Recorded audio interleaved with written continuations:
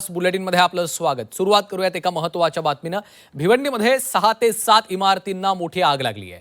भिवंडी तालुक्यातील माणकोली इथल्या हरिहर कंपाऊंडमधील A2 या दुमजली इमारतीला दुपारी भीषण आग लागलेली आहे। बॉम्बे ट्रॉफी नावाची कंपनी या इमारतीमध्ये कापडाचे गादे आणि कागदी रोल बनवत होती, तर शेजारच्या दुसऱ्या इमारतीमध्ये पत्ते बनवत होती। आतापर्यंत आगीनं 6 ते 7 इमारतींना वेढलंय।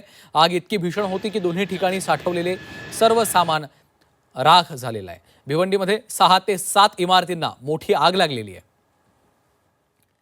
उमेश जाधव आमचे प्रतिनिधी सध्या आपल्यासोबत जोडले गेलेले आहेत। उमेश, कशामुळे ही आग लागलेली आहे आणि सध्याची काय परिस्थिती? सध्या तरी आपल्याला आगीचं कारण समजलं नसते, परंतु ही आग इतकी भीषण होती की हरिहर कंपाऊंड मधील A2 या इमारतीला, दुमजली इमारतीला ही आग लागलेली आहे।